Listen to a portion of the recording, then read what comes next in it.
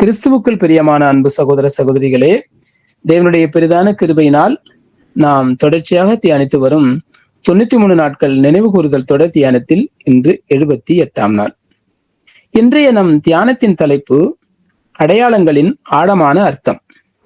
அன்பான சகோதர சகோதரிகளே, பிதாவாகிய தேவன் நமக்கு தரும் ஆவிக்குரிய பாடங்கள் அனைத்தும் எளிமையான அடையாளங்களை கொண்டே விவரிக்கப்பட்டுள்ளன. அதில் மிக முக்கியமானவை அப்பம் மற்றும் திராட்சரசம்.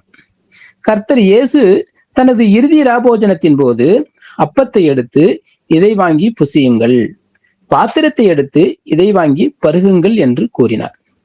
இந்த எளிய அடையாளங்களுக்கு பின்னால் ஒரு மாபெரும் மீட்பின் திட்டமும் உன்னதமான ஒரு அழைப்பும் ஒளிந்திருக்கிறது. இன்று நாம் அதன் ஆழமான பொருளை காண்போம்.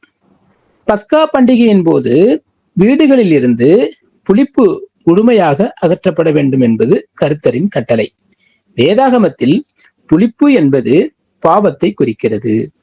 கர்த்தர் இயேசு ஏன் புளிப்பில்லாத அப்பத்தை தேர்ந்தெடுத்தார்? அது அவரது பரிசுத்தமான பாவமில்லாத மனித வாழ்விற்கு அடையாளம். ஆதாமின் வழியில் வந்தாலும் பாவத்தின் மாசு அவரிடம் இல்லை. அவர் முற்றிலும் பரிசுத்தமானவர். நாம் அந்த அப்பத்தை புசிக்கும் போது உலகத்தின் மீட்புக்காக அவர் தந்த அந்த பரிசுத்தமான பலியை, மீட்கும் பொருளை நாம் நமதாக்கிக் கொள்கிறோம். யோவான் 6ஆம் அதிகாரத்தில் இயேசு தன்னை ஜீவ அப்பம் என்று அழைக்கிறார். இங்கே நாம் கவனிக்க வேண்டிய ஒரு நுணுக்கமான உண்மை உண்டு. இயேசு தனது தெய்வீகத்தையோ அல்லது முந்தைய ஆவிக்குரிய இருப்பையோ பலியாக கொடுக்கவில்லை. மாறாக தனது பரிபூர்ண மனித வாழ்வையே பலியாக கொடுத்தார். ஆதாம் ஒரு பரிபூரண மனிதனாக இருந்து தன் ஜீவனை இழந்தார். எனவே இந்த இழப்பை ஈடு செய்ய ஒரு பரிபூரண மனிதனின் ஜீவன் மீட்கும் பொருளாக தேவைப்பட்டது. அந்த தேவையை கர்த்தர் இயேசு பரிபூரண மனிதனாக வாழ்ந்து தன் ஜீவனை கொடுத்ததின் மூலம் பூர்த்தி செய்தார். இதுவே அடையாளங்களின் முதன்மையான அர்த்தம். ஆனால் இந்த அடையாளங்களின் ஆழம் இதோடு முடிந்து விடவில்லை. அப்போஸ்தலர் பவுல் 1 கொரிந்தியர் 10வது அதிகாரம் வசனம் 17 நாம் எல்லாரும் ஒரே அப்பத்தில் பங்கு பெறுகிறபடியால் ஒரே சரீரமுமாய் இருக்கிறோம் என்கிறார்.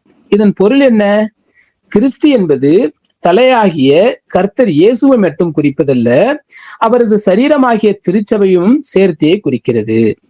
பல தானியங்கள் அரைக்கப்பட்டு எப்படி ஒரு அப்பமாக மாறுகிறதோ அப்படியே நாமும் கிறிஸ்துவின் சரீரத்தில் ஒரு பாகமாக மாற அவரை போல பிற்கப்படுவதற்கான மேலான அழைப்பை பெற்றுள்ளோம். அடுத்ததாக திராட்சரசம். பல திராட்சை பழங்கள் ஆலையில் பிடியப்படும் போதுதான் திராட்சை ரசம் உருவாகிறது. அங்கே தனித்தனி பழங்களுக்கு அடையாளம் கிடையாது. அதுபோலவே நாமும் நமது தனிப்பட்ட விருப்பங்களை இழந்து கிறிஸ்துவின் பலியின் பாதையில் நம்மை இணைக்க வேண்டும். கர்த்தர் இயேசுவின் பலியை நாம் விசுவாசிப்பதால் நீதிமான்களாக்கப்பட்டிருக்கிறோம்.